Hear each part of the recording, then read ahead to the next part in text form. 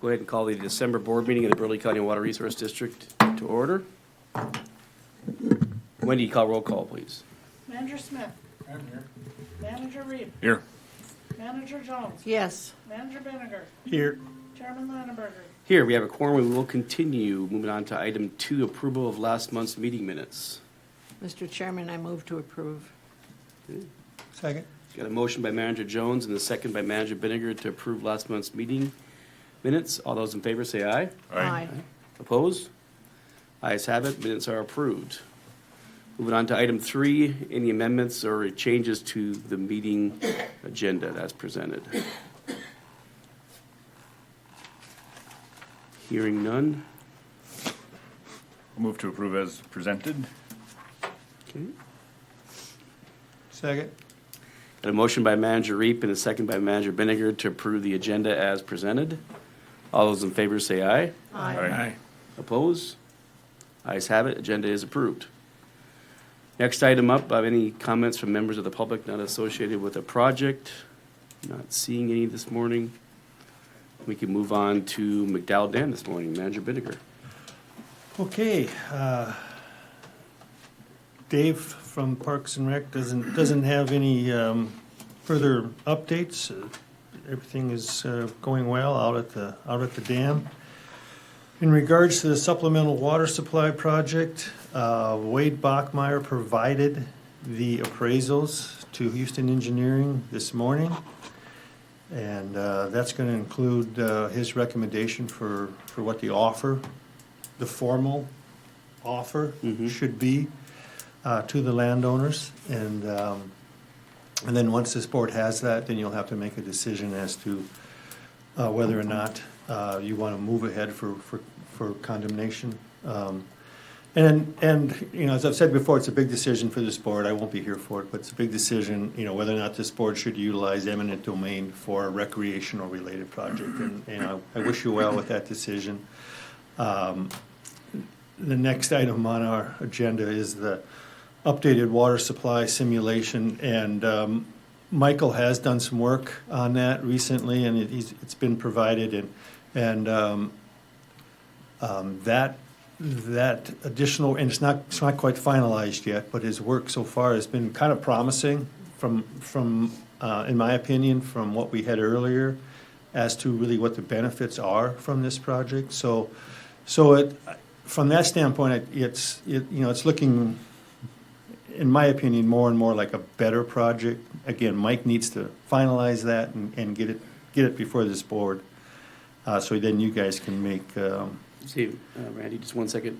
Kathleen, were you on the board when we started that process regarding that? 'Cause it's kind of been a while, but I was trying to remember if are you aware of kind of what's going on there? Well, I am. Okay. And yes, I was. Okay, I But can't since remember. Randy has kind of taken over that project, I kind of pushed it off Okay. to him. But at one point, and Michael, correct me if I'm wrong, there was a dire need for freshwater intake out there, and I believe it was 21. Is that right? Yeah, actually, I'll just step through these things that I provided Randy, and I think James has got a copy of them as well. We were back in the early 90s when we'd gone through a Yeah, severe drought yes, scenario. that's right. So basically, you had anywhere from 88 to 92, there was a significant demand for water. What we've done, like Randy pointed out, we took a 26-year period of record that ended in 93 and extended it all the way to 2013. Bottom line, without a water permit or without any water supply at all, McDowell Dam would fill 57% of those years. So in other words, we'd be water short almost half the time. With the original study report and the original simulation of 26-year period of record, it was 77%, the ability to bring it back and fill it. Now with the water permit extended over the period of the summer rather than just a few months in the spring, through the simulation, we, under the original report where it was just 2 months, we looked at getting, that got back up to 82%. With the current water permit, we're about 86%. We are still short during the years when there's no water in Apple Creek. Yeah. So the water levels would be better in those years, but it would not be a complete refill. In talking to Randy, one of the other components of this, obviously, the board chooses to move forward, is not only the refill, but the ability to add water for water quality purposes and do an exchange. That's kind of the next step in the simulation. We haven't really gotten there. What I really wanted to do from the simulation perspective, since it's 20-some years old and there's not a lot of documentation, is to actually put together a memo that says, here's what was done, here's the components that are in that simulation. So if you ever had to defend it from the standpoint of other discussions, you would have that documentation and say, here's what we've done, here's why, and here's the supporting documentation. You still have a risk for low water levels during drought, so. Okay, thanks, Michael. Yep. Yep. Yeah, under the original study, there really was only a handful of years that was going to provide a significant benefit to that lake, and primarily because of the ability to take water out of Apple Creek on a longer basis, not just through a certain date in May. It really improves the viability and the benefits from that project. So, good luck to this board in that decision moving forward. Anything else on the water simulation study? I'll move on to the bank stabilization work. Michael, if you turn to page 7 and 8 within your packet, Michael has provided us with a cost estimate to repair the erosion that's occurring in the vicinity of the emergency spillway. But it's also threatening the path in that area, and it's just a continual deterioration of the bank line through that area. So we have a cost estimate of $67,410 to proceed with the effort to bring in the riprap and geotextile fabric for that area. And I guess my recommendation to the board would be to move ahead with that this spring. Where exactly is this at again? It's basically right in front of the emergency spillway and just to the west. Surprisingly enough, when I was looking at it, there's about a 4 to 5 foot drop in the bank line. So it's much more significant from an elevation perspective than I thought. Okay. So what we did is we put together this preliminary estimate, looking for the board to authorize moving forward for completing the design and actually putting it on the street. So. Mr. Chairman, I'd move that we do so. Move forward with the design and get the problem fixed. I'll second. Good. Mr. Chairman, Mike, so I was just looking at, and it looks like you stop it about halfway down as it parallels that trail. Yeah. You feel you've gone far enough, and I mean, it can be a field decision too, right, if you need to go farther? Yeah, there's a number of things. There's some rock apparently that was placed to the east, and then we brought it back around and tapered it into the change in erosion on the slope to the west. It can be a field fit situation. One of the things we talked about at your prior board meetings is a standpoint of, potentially getting the rock in there before load restrictions come out so we can haul heavier loads. That's why I think from the standpoint of, getting it on the street and moving it forward is prudent at this time. And then construction would occur when it occurs, so. We've already got the project manual in place, fairly well developed. We didn't include that in the packet, as well as the Corps of Engineers permitting, which is going to take place.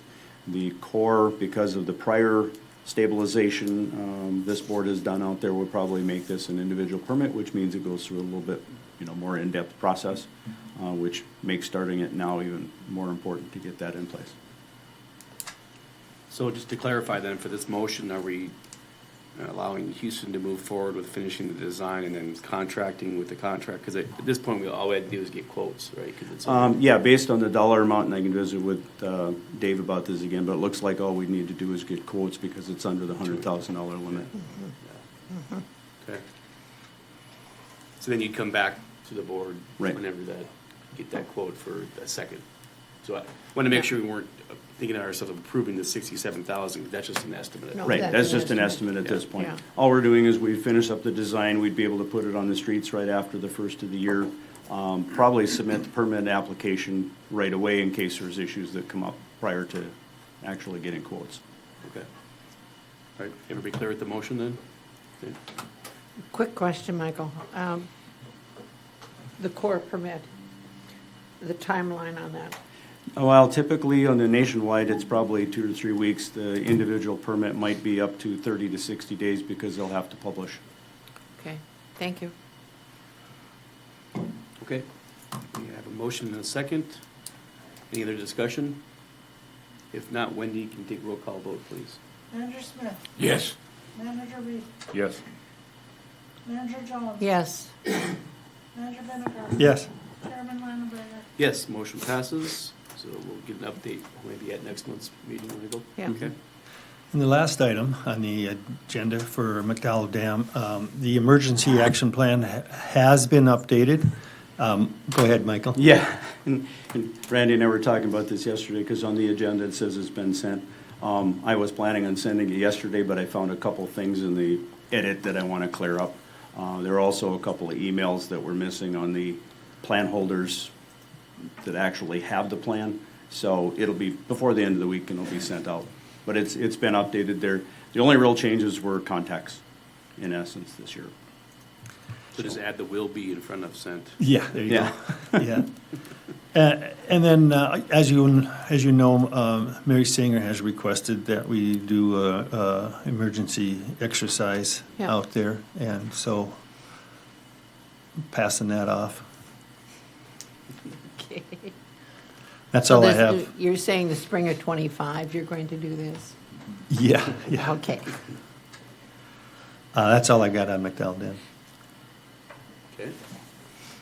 Thank you. Any questions for Randy on McDowell Dam this morning? Okay. Thank you.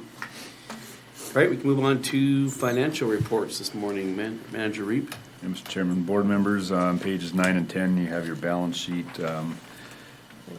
as of November 30. I'll go through just the activities during the month as usual. We started a balance in checking of $834,370.59. We paid bills in the amount of $65,971.91. We had income in the amount of slightly under $17,000, which included real estate tax, state aid, and a small amount of reimbursements and interest.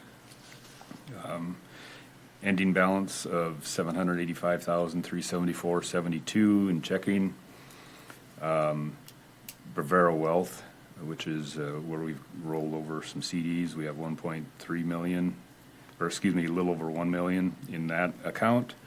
Our reserve fund balance is now set at $721,296.59. We do currently hold CDs in the amount of 1.3 million for a total of 3.85 million of assets, liquid assets. So with that, Mr. Chairman, I'd approve the balance sheet as presented. Second? Okay, got a motion by Manager Reap and a second by Manager Vinegar to approve this month's balance sheet. Wendy, take roll call vote, please. Manager Smith, Yes. Manager Reed, Yes. Manager Jones. Yes. Manager Vinegar. Yes. Chairman Landenberger. Yes, motion passes. Similarly, Mr. Chairman, board members, profit and loss statements are on pages 11 and 12. Page 11, just one item of note, just tracking our year-to-date real estate tax, we've collected 92% of what we actually had in our budget. But that's tracking actually That pretty through well November? through November, yeah. Everything else appears to be good. I would move approval as presented. Second? Okay, got a motion by Manager Reap and a second by Manager Jones to approve this month's profit and loss. Any discussion? If not, Wendy, take roll call vote, please. Manager Smith, Yes. Manager Reed, Yes. Manager Jones. Yes. Manager Vinegar. Yes. Chairman Landenberger. Yes, motion passes. Profit and loss is approved. Moving on to item C, in your packet are CD, current investments and options for a CD that's coming due on Thursday, I think, December 12th. We do have a grace period through December 21 to decide what we want to do with that. Looking for discussion and direction as a board for that. It's the CD amount is a little over 300,000. The options you can see there, interest rates with various durations range from 4.3 to 4.5 on the short durations, down to slightly between 3 and 4, 3.9 and 4.1 on the longer durations. The other option, per we've done in the past, is also that deposit fund, which currently is sitting at 4.63%. It is a liquid fund. They do adjust rates semi-monthly, the 1st and the 15th of each month. It also has a 0.25% management fee associated with that. And so effectively, that's 4.38%. And that, like I said, it is subject to market fluctuations on a semi-monthly basis. Okay. Thanks. Any thoughts or questions this morning? You have a recommendation? I don't per se. I really don't, I guess. The only thing I'll just add is that, yeah, that is subject to market fluctuations, as are CD rates, but, we could get a 9-month to 12-month CD for approximately the same interest rate without the worry of the market fluctuation. As far as that, and that deposit fund is liquid, totally liquid. The CDs are not.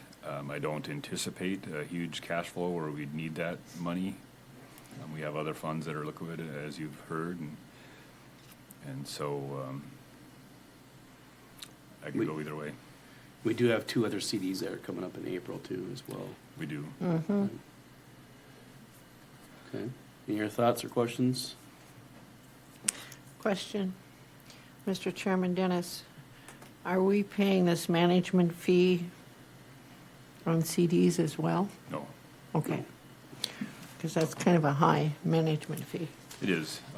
It is offset, I guess, slightly by the pretty good interest rate that they're paying on the fund itself. Yeah. Yeah. Right. Well, what are the wishes of the board this morning? I guess the other thing I'll add, and I said it before, is that I don't necessarily monitor any fluctuations that occur in that account. I'll see it at the end of a month statement now, but I won't. I have not in the past checked, what happened on the 15th of each month to that account. So, No. and then even then, we don't have a lot of real options up until the next meeting anyway. So. So, the worst, if you want to put it this way, the worst that could happen if it did drop, let's say, 1% or 2%, yeah, we'd have that for a month, and then we could then find another CD at Yep. for that point, so we'd lose that. Yeah. Call Yeah. it 1% or 2% for a month, but Yep. it's, yeah. I don't know if there's a exactly a right answer here. I think both options are good options, but just kind of what the board would like to do. Maybe, is it easier just to lock it in for a little longer then? For another 6-month CD or something. From the offset from the April, we have 2, like I said, 2 more coming up due in April. Right. Yeah, that would put that out to when, end of May or middle May. Yeah. Yeah. Or we can even go to 9-month, and then it's pushed out even another It's August. till August. I'm fine with that. Is that a motion? Yeah, so I'll move, I don't know what option that is. Would it be either a 6 or 9-month is kind of what Dennis was thinking. Okay, so, well, I'll move that we go with the 6-month. 6-month, okay. Second. All right, got a motion by Manager Smith and a second by Manager Binniger to move this CD that's coming due December 12th for $303,000 into another CD for a 6-month CD. Okay, Okay. any other discussion? If not, Wendy, take roll call vote, please. Manager Smith, Yes. Manager Reed, Yes. Manager Jones, Yes. Manager Benninger, Yes. Chairman Landenberger. Yes, motion passes. So I'll do that, Mr. Chairman, Yeah. board members, I'll make that happen. All right. And we'll have to have, both the chairman and I will have to sign that new CD. Yep. Okay. All right. Thank you. Okay, we can move on to item D this morning. We had an update from the 2025 budget from the Burleigh County Commission. I think Jerry was going to maybe speak on that this morning. He's not here, but we do have Mark Sponskowski, Burleigh County Auditor. He did call me, I think it was last week, and then provided the board, a letter which has been provided to everybody, just kind of giving some context and some background on kind of what transpired regarding approval of the 2025 final budget. I don't know, maybe we want to invite Mark up to the podium and maybe just kind of walk us through a little bit to see if there's any questions that anybody might have for Mark and how we got to this point. Yes, thank you very much. I appreciate it. Did everybody have a chance to read the letter, or? Yep. So, like you said, Chairman, basically I give you a history of the occurrence of the preliminary and final budget process, the different decisions that the commission made. It was kind of a moving target there for a while, and so that's. At the end of the day, what they chose to do was to collect ultimately less than what you guys requested. And like I said, at that one meeting, they wanted to collect the same dollar amount as last year. And I explained to them that means it's a different mill levy. It's going to be a lower mill levy because the values are higher. So they clarified on the special revenue funds that they wanted to collect the same dollar amount. But then they said that they wanted to use general fund reserves to buy down anything that was over. And then at the next meeting, they changed it to they wanted the individual funds to buy themselves down. A lot of our other funds, almost all of our other funds, we do collect reserves. We do collect reserves for those funds. Typically, is 25%.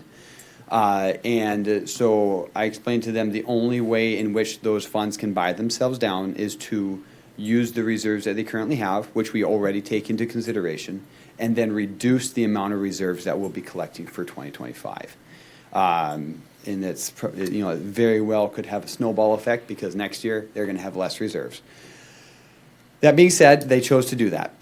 I also informed them that the Water Resource District Board, we do not collect reserves for you. It's just basically a straight pass-through. Mm-hmm. And so there's no way that we can reduce the amount of reserves because we don't collect any.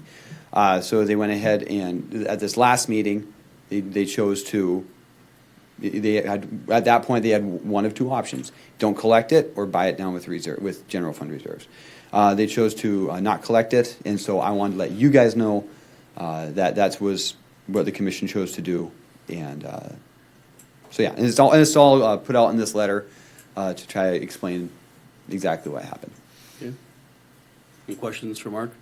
Mr. Chairman and Mark, hope your car is okay. I switched to a different one. I'm having furnace problems, so it's at that time of year. This right? is the season. So I was just looking through my notes, and I don't perfectly keep track of the budgeting process once it gets up to the county commission. This year, we requested 1.5 mills based on the 700,000 mill levy. Last year, according to my notes at least, our appropriation was actually 1.58 mills, 2024. Mm-hmm. So just a question there is that our 2025 rate would still be at that 1.58 mil value? Well, and that's where we get into mills versus dollars. Yeah, in dollar value, that's my question. Yeah, so what they specifically said is they want the same dollar amount. Based on that 1.58 mil levy allocated in 2024. Well, that's what the worth the dollar of that mill was last year. Yes. But now that mill's worth a lot more. Yes. And so if they want to collect the same dollar amount, the mill levy is going to go down. The total dollar amounts. Yeah. But equivalently, just without doing the math, it could be pretty much what we requested anyway. Because we requested a lower mill levy rate for 2025. If they base it on the mill levy, you would be correct. Yep. But they base it on the dollar on the dollar amount. They didn't want the dollars to go up. What is a mill levy worth in 2025? A little over 700,000. I can pull it up here if you'd like. Give me 1 second.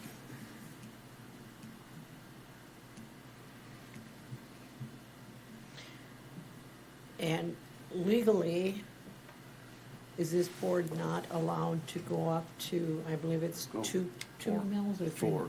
mills? Four? Okay. Yeah. We haven't, and No, ever. we never have. Yep, so the value of a mill this year is $700,704, essentially.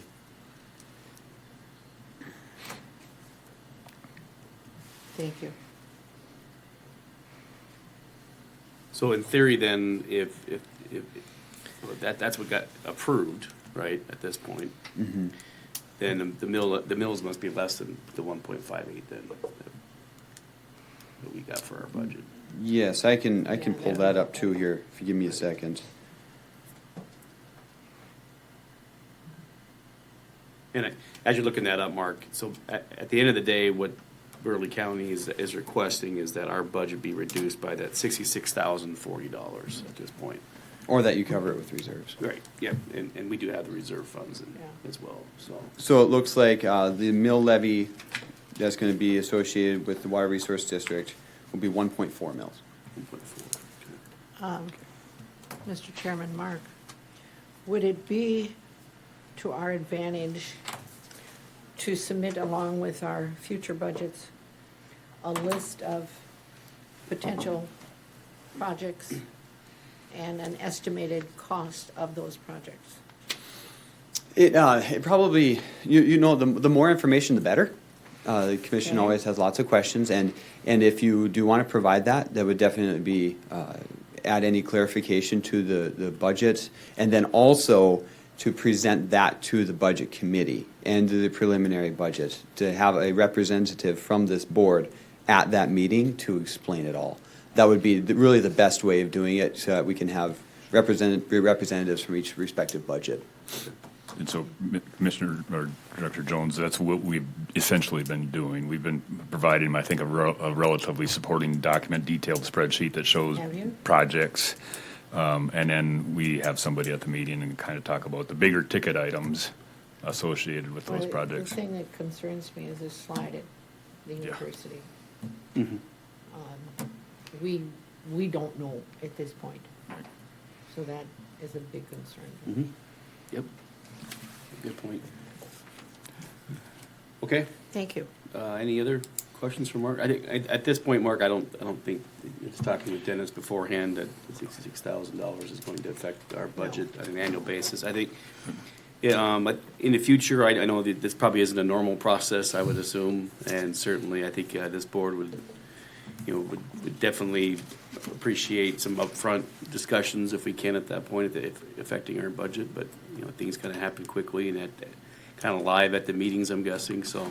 Yes, it's Those- been a roller coaster. Yeah, yeah, and certainly, yeah, we can provide more information if commissioners and yourself are looking for additional background and understanding of our budget and what we have in there. We can provide that information, so, Excellent. okay? Any other questions? No? Thank you. Yeah, thank you. Yep. Okay.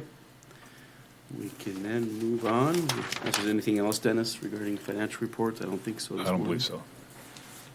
Okay, moving on to items 7 and 8. I don't know if there's any updates this morning on any of the drainage permits, complaints. No. Okay, have we had a discussion with Mr. Cook?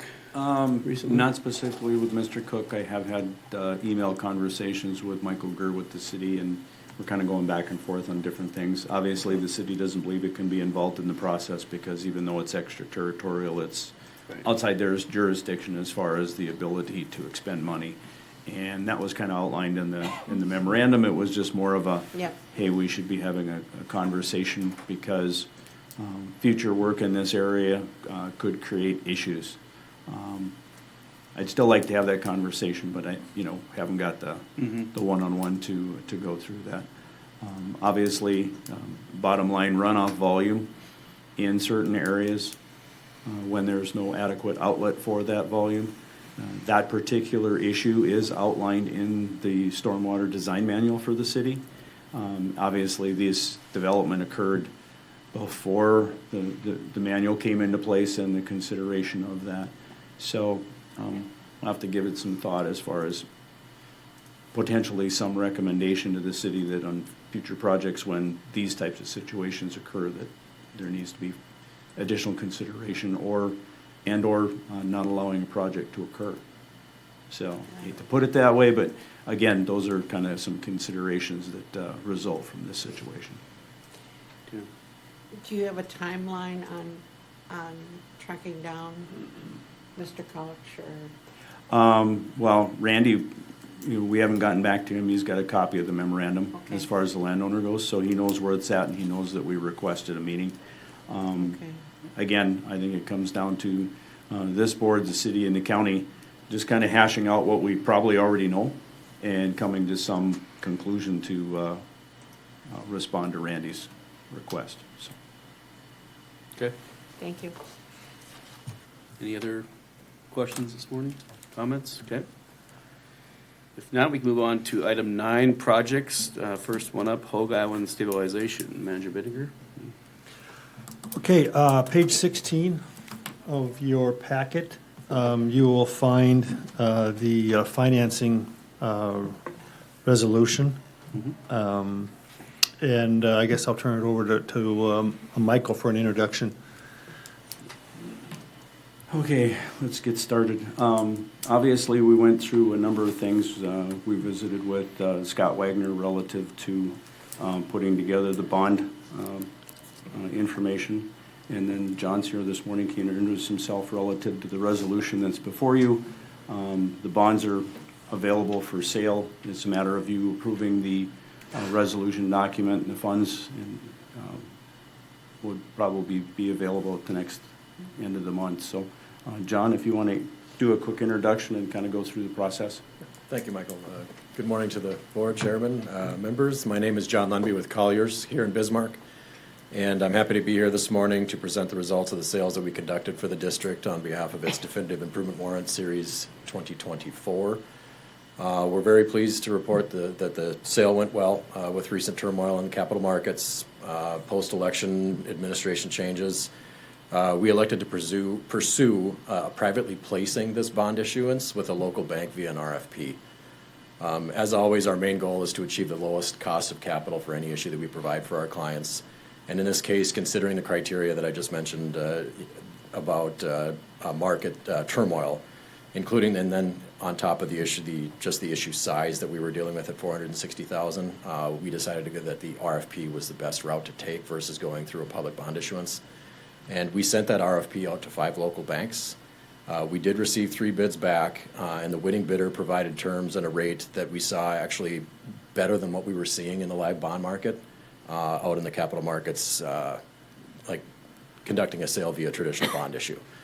The winning bid resulted in a net interest cost of 4.69% to the district on a full 20-year maturity, and the final par amount being $460,000, and that is updated in your resolution before you by Scott Wagner. With your approval this morning, we would move forward finalizing all figures documentation for delivery of funds on Monday, December 30th.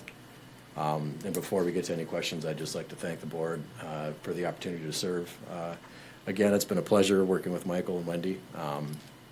And with that, I'd open it up to any questions. Okay. Thank you, John. Any questions for John this morning? Mr. Chairman, I would move to approve. Okay. Move forward with the resolution. Yes. I'll second. Okay. Got a motion by Manager Jones and a second by Manager Smith to move forward with the resolution as presented by Colliers and Scott Wagner. Any discussion? Any questions? Mr. Chairman, I was asked by bond counsel to issue an opinion on behalf of the board that the board has the authority to issue bonds and create a warrant, and Yes. I'm working on that draft, and it will be dated December 30th and included in the packet of closing documents. So Wendy can publish that in the next month, and I'll get that to the board here in the next week. Okay. All right. Thank you, Dave. Dave's comment affect your motion at all? No? Okay. When you take roll call vote, please. Andrew Smith, Yes. Andrew Reed, Yes. Andrew Jones, Yes, sorry. Andrew Vinegar, Yes. Chairman Landenberger. Yes, motion passes. See, when I add things up in my head, I turn everybody else off. Mr. Chairman, just a couple things. I'd like to thank John and Scott for being very cooperative in the process and moving this through, given the number of things in the public hearings and stuff that we've had, so it's worked out very well. As you know, just as background information, you did certify the assessments with the county auditor for 2024. They will be principal only, and that will carry through next year on the assessment. Or you can probably do it in advance, is to let the county auditor know that this is the interest rate that will apply to the subsequent year's assessments. Typically, you do one assessment for this project and then you don't see it after that, but because of the interest being applied, you'll have to have one more letter to the county auditor to make sure that interest rate is applied. But we'll wait until the documentation is all in place and the bonds are sold. So thanks again, John, appreciate it. Yeah, thanks, Michael. So what we did just for the board's benefit is we just amended the upfront principal and interest period, payment due in year one to account for that principal only collection. So we just reduced the amount due on the bond in year one, and then just spread that over the remaining 19 years. So then once that'll you work. levy next year, including the interest rate, it'll all flow through correctly. Okay. And then if I may, on a separate housekeeping item, it'll be something that maybe for a next month's meeting, but when public debt issuances are done via bond issue or private placement here, there's reporting required by the federal regulations of the district to report ongoing financial metrics, things like cash on hand, balance sheet, income statement, stuff like that, county facts that we would actually pull. And what we offer to our clients is what's called continuing disclosure agreements. And we will get that to the district here most likely this week or by certainly the end of the year, where for all of our issuances that we do, it's I think a $500 annual fee for us to compile all of that annual data, complete it, and then file it on your behalf, just to make sure that you're in accordance with all the regulations with issuing public tax exempt debt. So You get a big nod by, Yeah, it works. yeah. That works. So we'll work with Wendy each year on, Okay. what's your cash balance as of this date? What, can you send over, because we'll use actually the county audit for the financial part since you guys audit with them. But yeah, it should be pretty straightforward. Mr. Chairman, and Wendy, I assume we're doing something similar on all of our other bonds, yes? No? You've been, This is news to me. So it has to do with a dollar amount. If the issuances are less than $1 million, there's technically not a requirement, but in this bond issuance's sake, that it is actually required. Gotcha. And so prior issues, it might not have been a requirement, and of But course, our regulations previous- change all the time. I'm sure our previous bonds are larger, yes? Yes. Yeah. yeah. Sure. Fox Island. Well, Fox Island was definitely higher. Could have been a timing thing too, or Yeah. a regulation change. I wouldn't doubt that. There's been a number of regulation Has changes there been a relative to the regulation reporting change? on the bond side. Okay. Like within the last couple of years? I would say, yeah, if I'm guessing, after Dodd-Frank, so probably post 12, 15, somewhere around there. Okay. Oh, it's good. Appreciate that. Thanks. Thank you very much. Yeah, thanks, John. Curious, Michael, with the 4.69 at 20 years now, how did that compare to, information that was provided to the landowners regarding kind of an estimate of payment? I was thinking, quite honestly, when we put the numbers together, it was closer to 6. That's kind of, I thought it was over 5. Yeah, and then, of course, remember, this board has the ability to tack on its 1.5% for its management and oversight, so that'll all be accounted for when it goes to the county auditor Okay. for charges. That's independent of the bond sale, but it's Right. other funds that you collect to administer the bond issuance, or the recovery of those funds, so. Very good. Okay. Good. Thanks, John. Thanks, John. All right, continuing on with Hogue Island, any updates regarding record drawings? And I know we're kind of looking to provide those to Yeah, the record drawings are complete. They're on my desk. I need to go through one more set of red lines, and then I'll be preparing the transmittal letter of those documents to DWR as well as the Corps of Engineers. And then there'll be a sign-off, typically saying the project has been completed to the Corps of Engineers relative to their procedures. So that'll be in your packet next month. But the record drawings are done, everything balanced out as we anticipated. It's just a matter of getting the transmittal done. Okay. Okay. Did they ever have anybody go on site and look at anything out there, the Corps? I don't know that the Corps was out there. I know the DWR was out there 3 or 4 times during the whole process. Okay. Yeah, I don't know. So Jerry Heiser and others. I know Jerry said he was very pleased with the way it turned out. Yeah. So Yeah. Okay. Randy, anything else? No, that's it. Okay. Any other questions for Randy or Mike on Hog Island? Okay, hearing none, we can move on to Burnt Creek this morning. Okay, Burnt Creek is finally finished. We got the fence fixed. I have not received the bill. It should be about $500.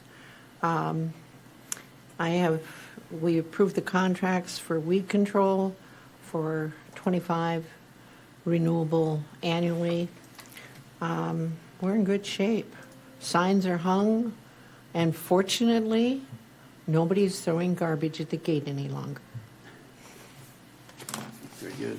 I did see we had a bill from Travis for the mowing. Did For that the get- mowing. That That get got put into paid. this month's? That- Yes. It is, Yeah. okay. It's in there, yeah. Yep, okay, good. Yeah. Very good.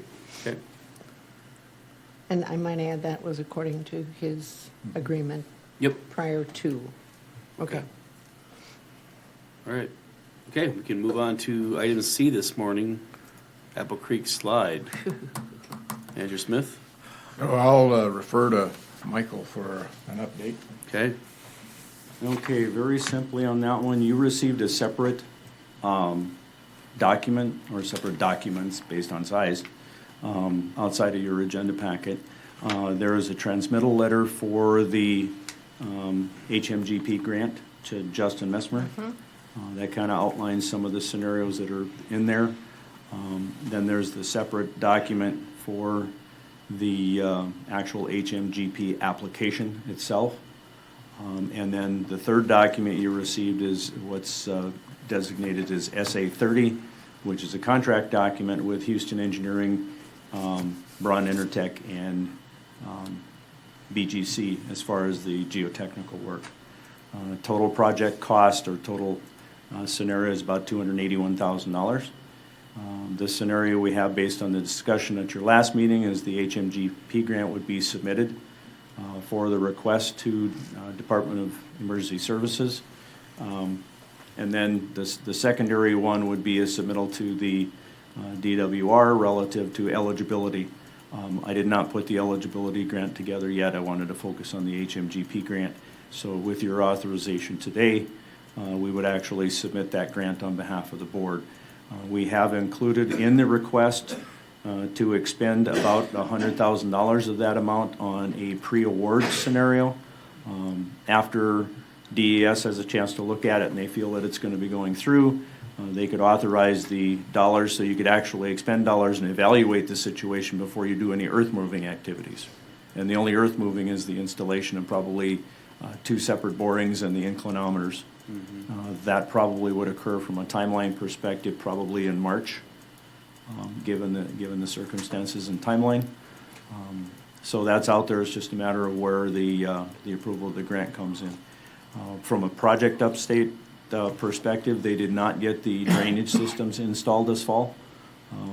Situations in the field just weren't conducive to doing that final work and putting those in, which honestly raises a little bit of concern, but it is what it is, so there's not much that can be changed on that. What didn't get installed? The drain systems to capture the water from the upper slope and deliver it This to is Apple part of the Creek. Upper Umary project? Right, part of the Upper Umary project. Those drains were to be put in to take the water off from behind the piles that they put in. So there's, some additional considerations there. But obviously, we're setting until spring now, until that goes forward. The tentative approval on the grant was, first part of the year, January, February. So, issue is, if you're in the, if you authorize, we'll get that submitted right away and then let the process go from there. I will let you know that I did share this grant application with Mary Sanger. She came back, she had a couple of comments relative to naming conventions within the document itself, and I've corrected those already.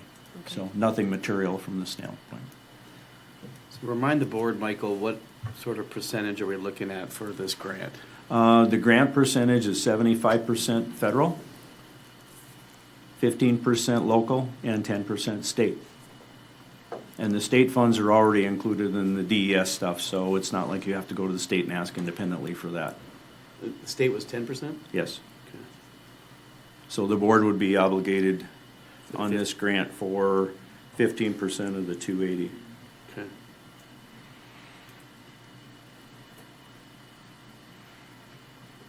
Okay. So And it'd then, be roughly about $42,000.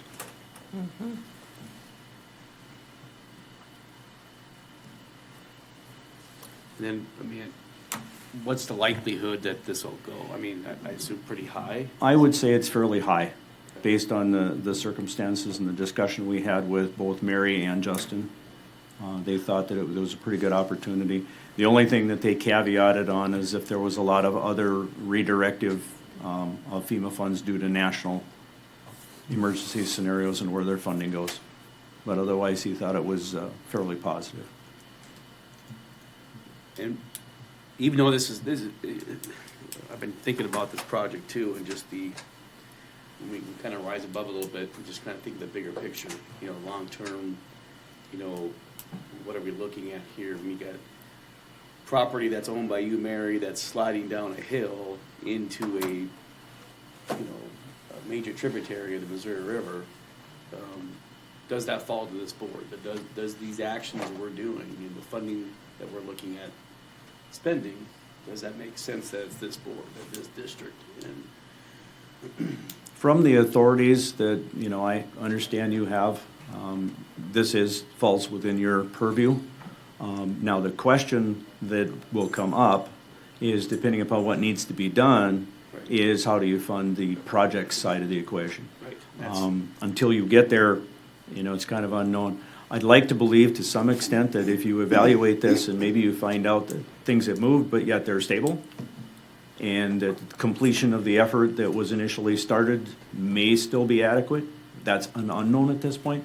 If it's not, and you have another X number of hundreds of thousands or even $1 million that needs to be expended out there to stabilize the overall scenario, that becomes a question down the road. And I don't know where you want to go with that. Obviously, with if you want to call it a single landowner's property that's moving, and public infrastructure or public properties that are impacted by that. So again, that's a... Mr. Chairman, if I can follow up on that, I think your comment is appropriate, because if the question is there exposure to the board Right. in terms of these projects, I think it's very real. Mike and I have had conversations about this as well. I think we have to be vigilant in terms of the repairs that are going on now. There are a lot of jurisdictions involved here, but I think from the board's perspective, we have to make sure that we're doing everything possible for that protection. And I want to be involved in monitoring what's happening as well, if the board would like me to do so, Yeah. because it's a very real possibility here, and we want to be covered. Yep. Thank you, Dave. Yep, that's kind of exactly where I was heading with my thoughts there. A couple other things just regarding, and I'm sure there's other questions too, Michael, access. So you married the property owner, right?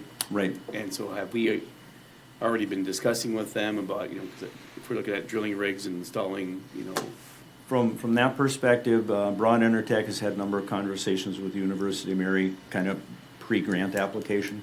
And we've also been coordinating with Russell Sheets with BAR, and including the installation, that when the work was going to be done for the drainage systems, access is going to be available to go in and do what's necessary. We will coordinate with them, obviously, when the actual work applies, But there's a lot of evaluation that needs to occur before we actually start drilling. We'd like to be drilling earlier and put some things in, but based on the grant application, until the grant is approved, they don't allow any ground disturbance, even though arguably the ground disturbance is going to be limited and it's part of an area that's already disturbed. It's more than likely it's going to get approved, it's just the protocols that are in place. And how about like permits? Is there permits that we need? No. I don't think of much that would be. No permits, well, from the core permits for the after action and the bank stabilization is already in place. There are no sovereign lands permits because this portion of Apple Creek is not sovereign lands. So there aren't any permits required Not at even this for the point. exploration No. piece of this kind of thing. Okay. Okay, any other questions? Uh, Sharon, I'm sorry if I missed this, I had to step out, but the grant, you said that's pretty much assured. That's funds that are sitting with DES that they have the ability to appropriate for That's hazard mitigation. That's correct. The federal portion is. Yeah. And so you thought maybe February latest or February Yeah. timeframe for, Justin said early January, early February, they would have their approval. And their approval would then go to FEMA, and FEMA's got their own timeline based on some things. But again, their approval, I think, is important because we could start the pre-grant work, which is basically the review of the existing and be eligible documentation. for reimbursement. And that's the request in the letter to, make sure that's eligible for reimbursement. So then the question is, so you have the special authorization, without, 100% insurance, is there a ability to table that part of it until a grant is, Yes. okay, Yeah. that's my question. The two aspects, you can table that, and this is kind of one of the things that, you don't necessarily need to sign SA 30 until the grant application goes in and they say, hey, yes, we're good to go, and then move that forward.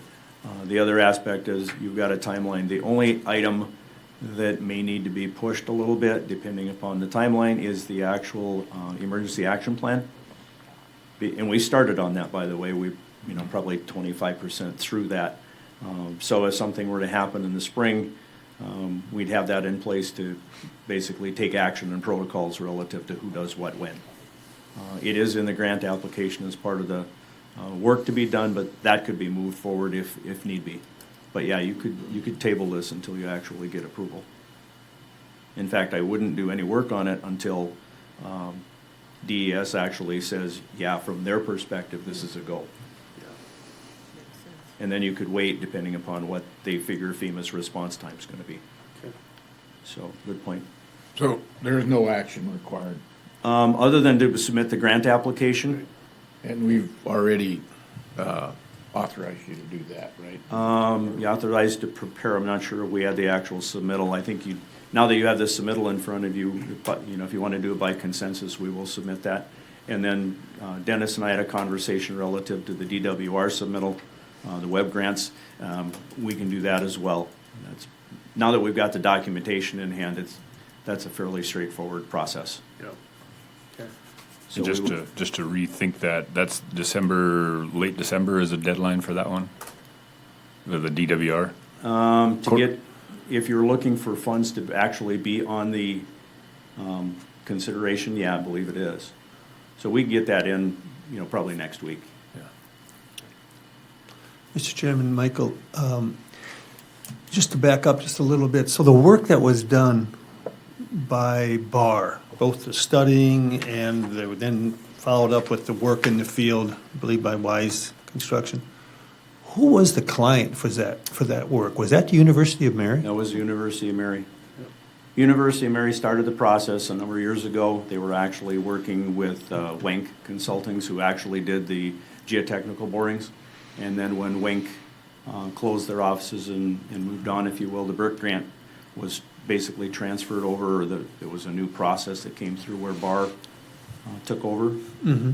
But it was, University of Mary has been the client and the receiver of the federal grant funds to do the project. And under this plan, we would be the receiver of the grant? Correct. Yeah. Yeah.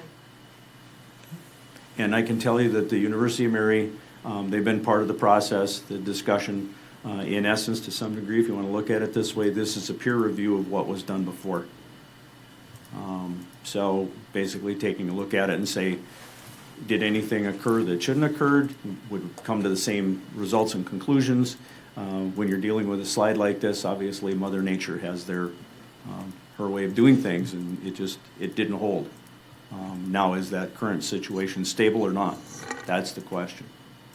And we've got the upper and lower slope scenario too. Yeah. So the University of Mary is hesitant to take this forward because of the public infrastructure impacted. That's where the Water Resource District stepped in to assist the county commission, county highway department, and then obviously moved to the standpoint where you are now. And I think that's important to state again, Randy, is that to your question is, there's been a shift of, the result. So you think about University of Mary, when they were looking at protecting and understanding their own infrastructure and what's going on up above. We're shifting our focuses to what could potentially happen to Apple Creek if this slide continued and pushed into Apple Creek, obviously causing what Michael and Houston did regarding the potential for a temporary plug of Apple Creek and upstream flooding beyond that. And what can we do as a board beyond that to protect that Apple Creek from doing that, and then protect the landowners in that area, and of course so. Yeah, I believe that. Different focus a little bit. Yeah, so that road that's threatened, that's the only road in and out of a pretty Yeah, large area down there. Right. Emergency services, and, Yeah. exactly. And if you look at the grant application, it points out the number of residents that could lose Yeah. access, Yeah. the number of residents that potentially could be flooded if there's a runoff event, at the same time. And that's where Emergency Manager Sanger came in and said, hey, we need to be prepared if this happens, obviously. And that's where the emergency action plan would be set up to respond to that event should it occur. And like I said, we've got some of that put together, but we thought, if we can, let's include it in the grant application because we don't anticipate anything happening till spring, so. So another point of clarification, Michael, regarding the essay, at this point, per Dennis's question regarding the timing, are we not signing that now, or do we need to sign that now in order for you to move forward with this application? Under the scenario right now, we've been doing work outside of the SA, Okay. just at the board's request. My recommendation is to take the grant application and submit it as it is without signing the SA, if in fact Justin needs the SA signed protocol-wise on his side, and maybe I'll ask him that question. Okay. Then we can work with that. But otherwise, I would submit it, and until they take their first review and say, yes, this is going to go forward, at that point in time, you would sign the SA and Come proceed. back to the board at that point? Correct. Okay. That's my recommendation. Okay, just want to make sure that was, okay. I think it's probably still good that we maybe have a motion, Roger, to Okay. just officially Yeah, submit so the I'll application. move that Michael be authorized to submit the grant application. Second. Okay, and then also the DWR Yeah. as well. Okay, so both grant applications, okay? And then on the DWR, we will apply for the 45% rural cost share in the numbers. And then also let DWR know that we've submitted this grant so that they're concurrent in their review process, so. All right. Okay, you got a motion by Manager Smith and second by Manager Jones to have Houston Engineering submit the two grant applications on our behalf for the Apple Creek Slide Project. Any discussion? If not, I think we'll just do a voice vote on this one. All those in favor say aye. Aye. Oppose? Ayes have it, motion passes. Okay, anything else on Apple Creek this morning? Okay, if not, we can move on to item 10 on the agenda, old business. Just looking down through the list here. Anything of the update regarding the CRS, Michael? No, we had a No, meeting. it's just- It's ongoing. There've been discussions Mitch with is here. Mitch. Mitch probably wants to touch on it. so. Yeah. Morning, Mitch. Good morning, District Managers, Chair Landenberger. Yesterday, I had talked to Tyler Spomer with DWR. regarding this application, because we have a known violation in Burleigh County at 8203 Apple Creek Road, the Region 8, Tom Burney said that the petition for this application may be put on hold. Since then, we've had discussions with Nick Cullen and Michael Gunch about the new mapping for this area included that building. And so it also would have tabulated into the base flood elevations to include that building, which has happened before in Burleigh County, in the city of Bismarck, and in the city of Alexander, where they mapped those buildings within the floodplain to increase that base flood or keep it the same because those buildings are in the floodway. We're trying to go through the same avenue on this. And I talked to Tyler Spomer yesterday about it. And so we've set up a meeting on the 18th with Tyler and Tom Burney regarding it. If that's the case, then if they allow this, then the petition will go through. Then we can still maintain our application. Although the other option is to go through legal means of having the building removed, which would take a judgment through a court. And so we're at risk on that because we don't have any legal assistance.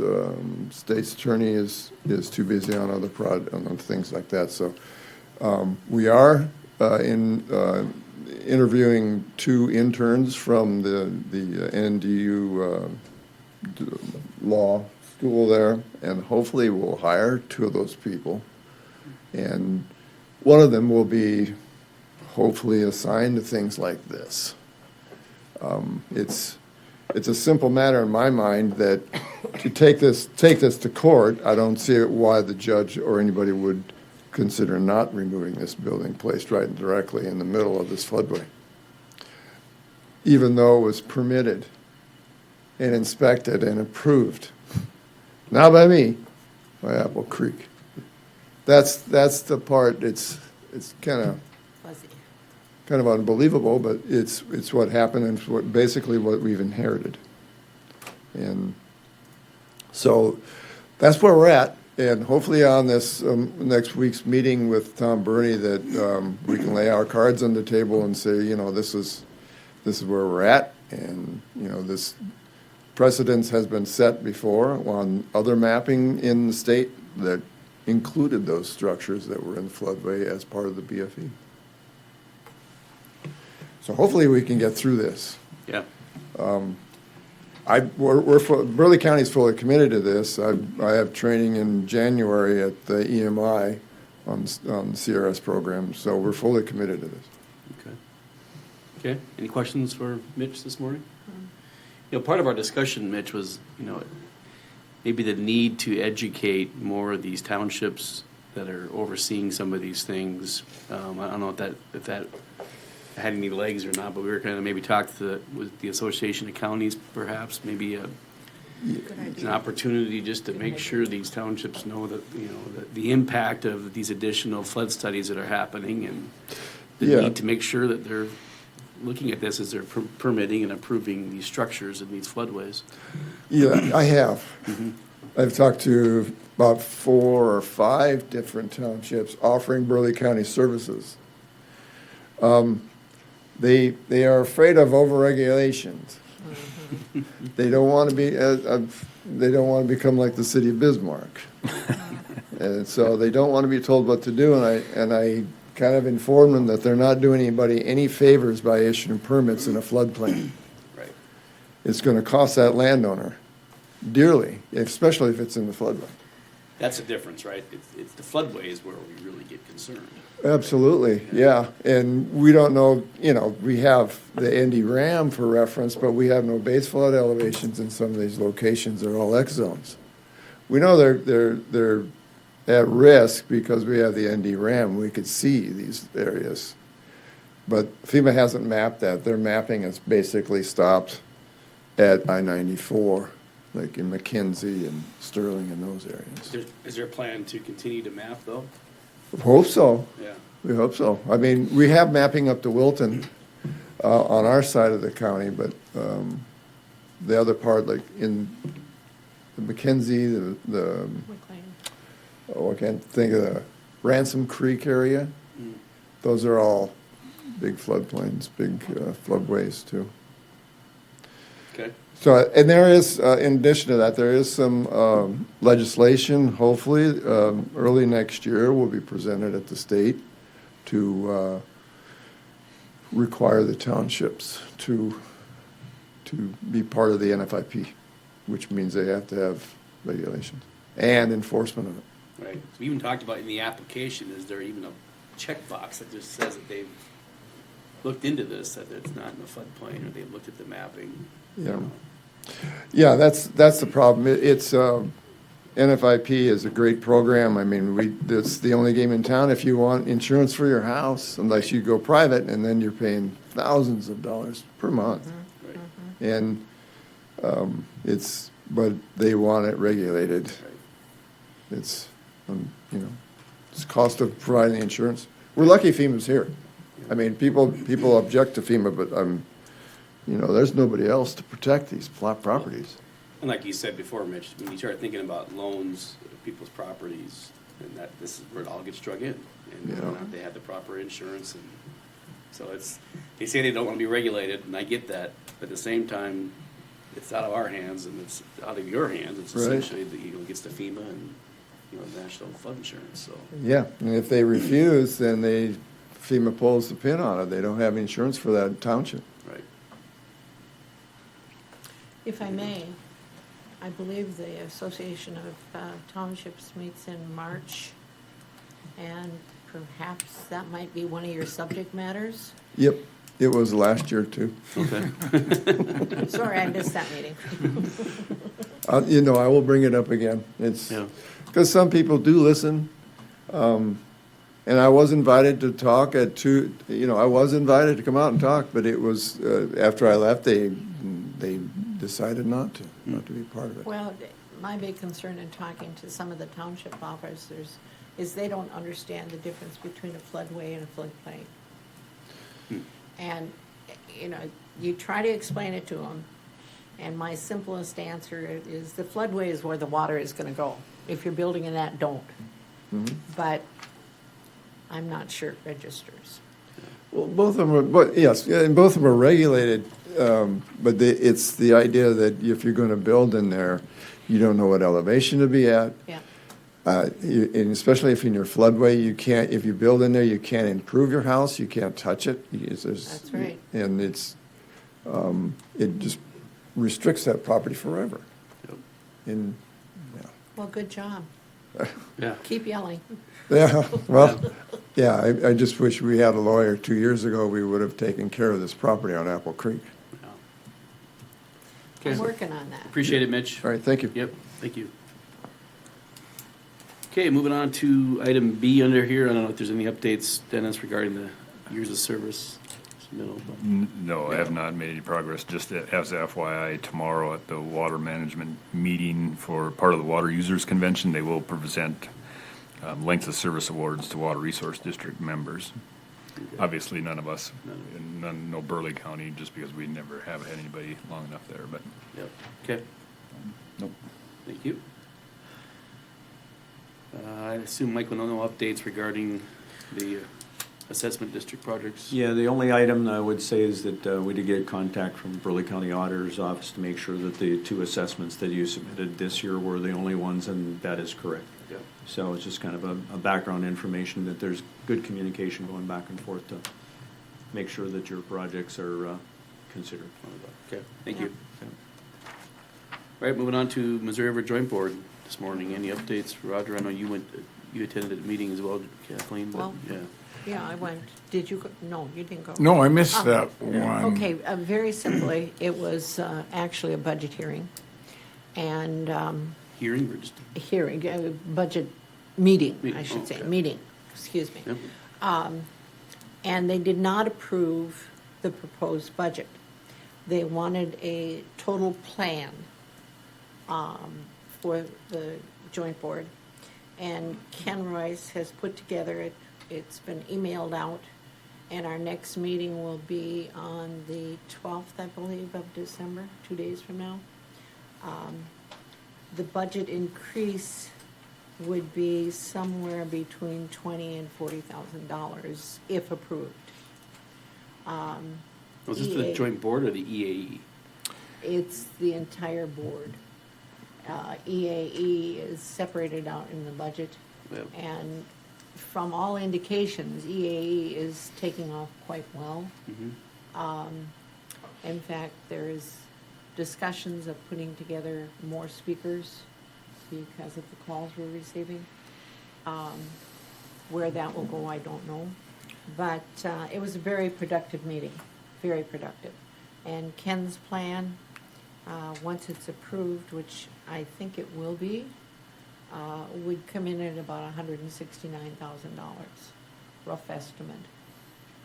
So the increase in budget is due to the increase in activity in In EAE. EAE. Okay. But Pretty yeah, much, Roger. okay. Right. Yeah, pretty much. Okay. So that's it. Roger, any? Yeah, I do have the Yeah, this is- amended Missouri River Joint Board Joint Powers Agreement. Wendy was kind enough to make copies for you, so you have that in front of you. I have summarized the amended agreement, and I can do that again. Basically, it now allows all the counties in that are part of the Missouri River watershed, allows them to be part of the joint board. Prior to that, it was only counties that were adjacent to the Missouri River. And it allows water districts to appoint a representative to the joint board, and that representative does not have to be a water district board member. I know we've had the question from Dennis about whether or not that representative has to be a member of the county. We've not resolved that yet, and so that may come up in discussion on the Thursday meeting. And then the other part of it was how we would define a quorum. And so I'd like to make a motion that Burleigh County sign this agreement so that we can be part of the Missouri River Joint Board, to continue to be part of that joint board. Second. Okay. Got a motion by Manager Smith and a second by Manager Jones to have this board sign the Missouri River Joint Board, Water Board Joint Powers Agreement as amended. When do you take roll call vote, please? Any discussion first? Hearing none, when do you take roll call vote, please? Andrew Smith, Yes. Manager Reed, Yes. Manager Jones. Yes. Manager Benninger. Yes. Chairman Landenberger. Yes, motion passes. We'll Miss- sign that. and we can have Mr. it Chairman, presented. one note on that, Yeah. kind of the discussion at the meeting was the standpoint that this can be signed independently as independent pages. So in other words, you could have, 20 signatures on 20 different pages, but since they have their meeting coming up on The 12th. on the 12th, 2 days. it might be the opportunity for the board representative to sign at that point in time on behalf of the board, so they can get it, a quorum of signatures on one page. So just as background. Yeah. Because the signature page, does it say chairman or just representative? It looks like just Representative. representative. I think Okay, representative, so, so, yeah, good. okay. Very good. One other quick note, Kathleen was there as well, and I just forwarded a copy of the discussion. We had a good conversation with the Corps of Engineers as well, That's right. relative to their participation in the EAE program. Philip Brown, who was here from Nebraska, attended some of the EAE meetings, and he said, hey, we're in a position, I think we can help and assist in this process. And then the new lake manager was there, and so there's kind of been a discussion as to bringing them in as a partner, not necessarily as a member of the board or advisory committee per se, to help facilitate some discussion. And they could probably put on some presentations, obviously, on the Missouri River that would be helpful. So that was a really good discussion with David Beck, who's the new lake manager. Okay. So just as background. I sent you a copy of that, Did you right? say lake manager? Yeah. It's for, He replaced Todd Lindquist. Okay, and that's So- Lake Skakawea? Yeah, West Lakes, Yeah. Kakawea. I just forwarded that email over to you, Roger. I was Okay. just, since you weren't at the meeting, you didn't get a copy of it, so. I could not figure out when, they changed, they kept changing the time. Yeah. Time. Yeah, And no, they were I moving it couldn't around. keep up with it, and all of a sudden, when I figured out, now it's past tense, so, No Well, worries. never fear, anything to do with the Missouri River, I'm there. yeah.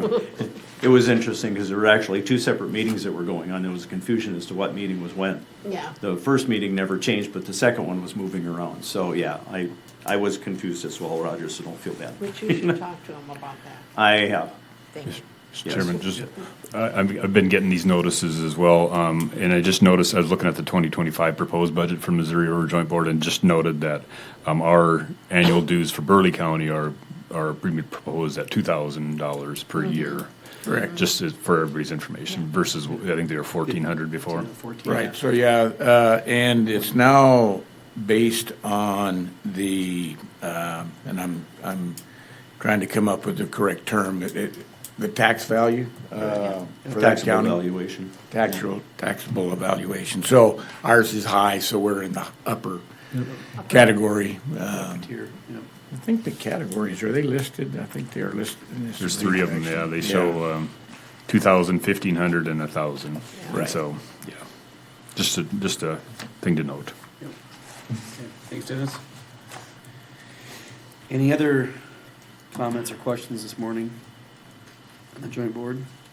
If not, I assume Kathleen, Roger, you'll both be at the meeting on Thursday, probably. I'll be there. Very good. Okay, any updates, Michael, on the, I think you updated last week, or last month on the AOP meeting. Yeah, there's really nothing new in perspective. Basin hasn't undergone any major events or changes, so pretty stable.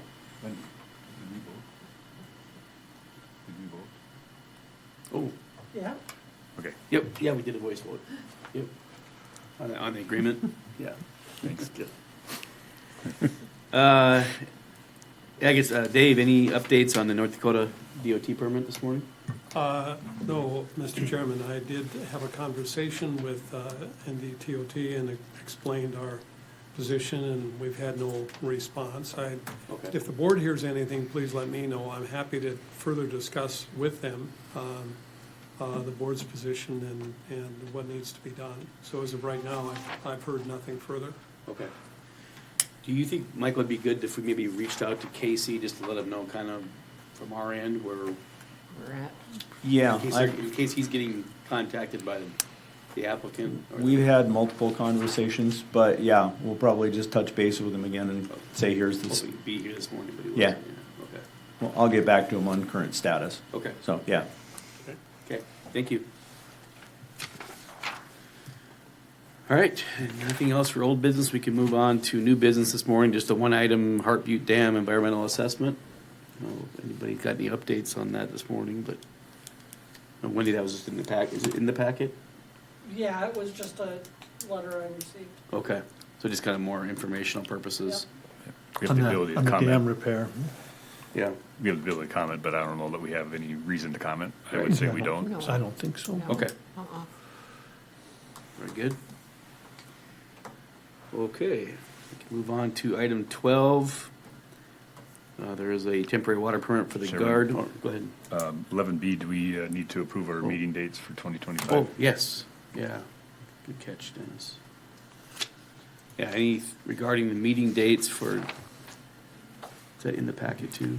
It is, Yeah. page 33. And the only thing I would say is that July 9th is, probably going to conflict with summer water resource district meetings. I Yeah. think they're in Bismarck this year, but I could be wrong. Anyway, but we can adjust on the fly on that one. Yeah. And then July 9th,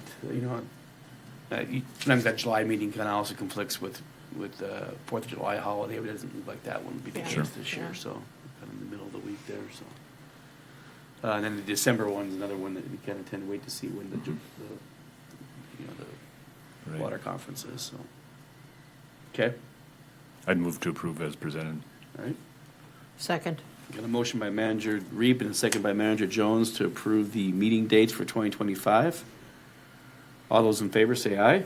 Aye. Aye. Oppose? Motion passes. The dates are approved for next year. Okay. Alrighty. All right, continuing on, as stated, there's some additional information for plats and stormwater management plans. You have a listing there of some of the projects there that are getting those. Hey, just a quick question backing up to that temporary water permit. Was that like approved after the fact, or, I just noticed that was for withdrawal back in the summer or fall. I'm not even sure why that's on our agenda, but Yeah, you're right, because it basically says from period of use, it was from October 12th through October 13th. I'm not sure, Randy, it's maybe a good question. But I don't know it's if I go good. It's good they're practicing their firefighting techniques and all that. But just curious if anyone knew. why it's backdated though. Yeah. It is interesting because the temporary permit was authorized on November 15th, 2024. Okay, so it was. So it looks was like it was actually the fact. after they used the water that it was approved. Maybe it was one of those to where somebody did an oops and Yeah. said we should apply. Yeah. I'm not sure. Okay. I'm guessing that's probably what happened. Mm-hmm. Okay. Good catch, Randy. Okay, we can move on to approval of the bills this month. Mr. Chairman, page 35 is a summary of bills. And one thing just of note is that on the Bismarck Parks and Rec for McDowell Dam, it does include the chip seal, which is in the amount of 20,000 roughly, or 21,000. So that's why that one's a little bit higher than it normally is. The math adds up. I'd move approval for payment of bills in the amount of $73,078.85. Second. Got a motion by Manager Reap and a second by Manager Smith to approve this month's bills. Any discussion? I do have a question regarding that chip seal. Was that about in line with kind of what they were thinking? I don't remember what, Gosh, Randy, if you recall what that, I think we had 50 grand in there for the budget, but I could be mistaken on the chip seal amount. Do you remember? That sounds right. how much did you have in it? I want to say we had 50 in there. Yeah, Mr. Chairman, I think you budgeted around $45,000 or $50,000, and it did come in significantly lower than that. Okay. I remember the Parks and Rec commenting on that. Their number was definitely better than they expected. So Okay. All right, we have a motion and a second. No more discussion. Wendy, take roll call vote, please. Manager Smith, Yes. Manager Reed, Yes. Manager Jones. Yes.